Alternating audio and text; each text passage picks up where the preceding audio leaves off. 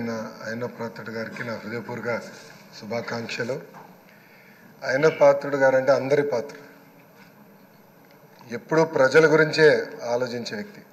అధికారంలో ఉన్న ప్రతిపక్షంలో ఉన్న ప్రజల సమస్యలు ఎట్లా పరిష్కరించాలని ఆలోచించే వ్యక్తి ఆయన పాత్రుడు గారు. ఆయన పాత్రుడు గారు అంటే ఒక పోరాటం, ఒక పౌరుషం. ఇప్పుడే పవనన్న అన్నట్టు క్షణికావేశం కూడా ఉండేది, ఇప్పుడు ఇంకా అవకాశం లేకుండా పోయింది. 1983లో విశ్వవిఖ్యాత నడసార్వభౌమ స్వర్గీయ శ్రీ నందమూరి తారక రామారావు గారు ఆనాడు తెలుగుదేశం పార్టీని స్థాపించినప్పుడు 25 సంవత్సరాల వయసులో మీరు ఆనాడు పోటీ చేశారు, ఎమ్మెల్యే అయ్యారు. ఆనాడు భారతదేశంలోనే సెకండ్ యంగెస్ట్ ఎమ్మెల్యేగా అయ్యన్న పాత్రుడు గారు నిలబడ్డారు. 25 సంవత్సరాల వయసులో మీరు మంత్రిగా కూడా అయ్యారు. 7 సార్లు శాసనసభ్యుడిగా, ఒకసారి ఎంపీగా కూడా మీరు ఉన్నారు. 7 సార్లు ఒకే నియోజకవర్గం, నర్సీపట్నం నియోజకవర్గం ఏ అదృష్టం చేసుకుందో నాకు తెలియదు, కానీ 7 సార్లు కూడా నర్సీపట్నం నియోజకవర్గం ఎమ్మెల్యేగా మీరు నిలబడ్డారు. 16 సంవత్సరాలు మీరు మంత్రిగా చేశారు. చూస్తే టెక్నికల్ ఎడ్యుకేషన్ కానీ 3 సార్లు R&B, forest, environment, science and technology, Panchayati Raj గ్రామీణాభివృద్ధి శాఖ మంత్రిగా కూడా మీరు చేశారు. ఈ హౌస్లో ఎవరికి పక్కన ఒక అదృష్టం నాకు దక్కింది. మీ తర్వాత పంచాయతీరాజ్ గ్రామీణాభివృద్ధి శాఖ మంత్రి అయ్యేదో అవకాశం నాకు దక్కింది.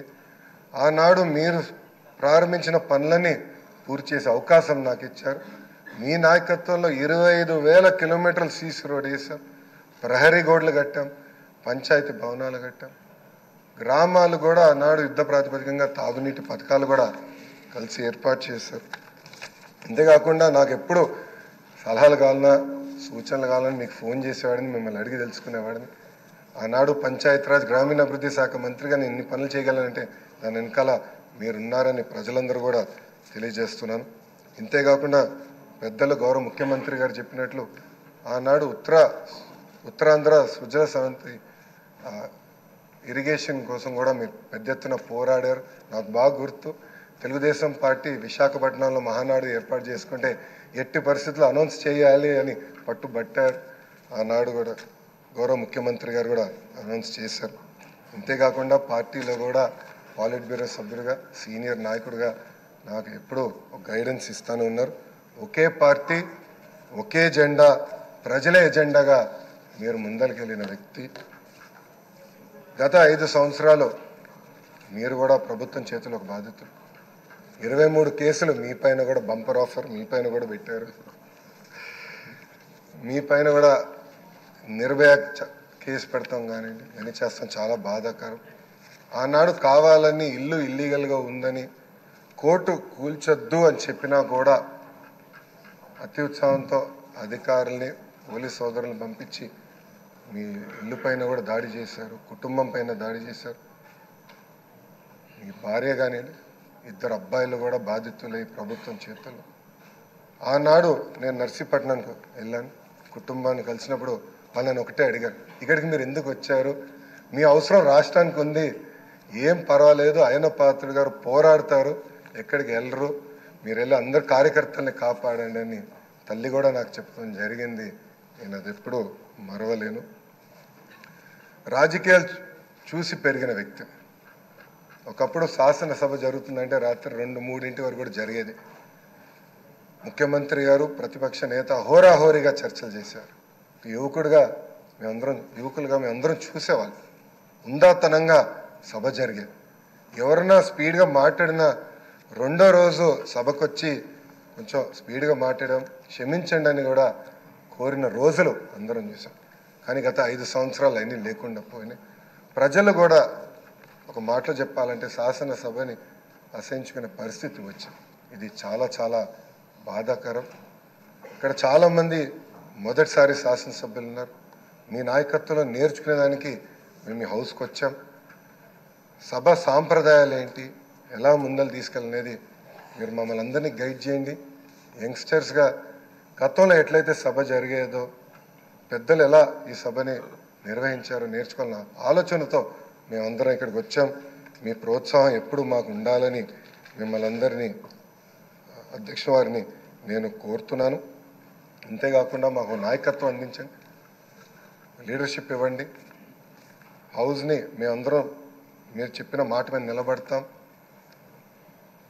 గౌరవ ముఖ్యమంత్రి గారు మన మంత్రులు కలిసినప్పుడు మాకు చెప్పారు, ప్రతిపక్ష హోదా లేకపోయినా, ప్రతిపక్ష ఇక్కడ ఈరోజు హౌస్కి రాకపోయినా మనమే ప్రతిపక్షం అనుకోవాలి. ప్రజల తరపున నిలబడాలి, ప్రజల తరపున పోరాడాలి, ప్రజల సమస్యలు తెలుసుకోవాలి, ప్రజలకు కావాల్సిన చట్టాలు మనం తీసుకురావాలని చాలా స్పష్టంగా చెప్పారు.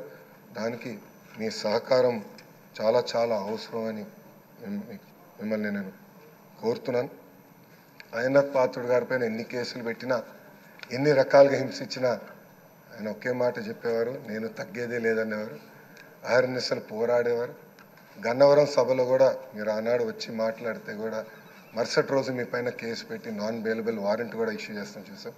కానీ అయ్యనాథ్ పాత్రుడు ఎప్పుడు తగ్గలేదు, ఎప్పుడు పోరాడితే ఉన్నారు.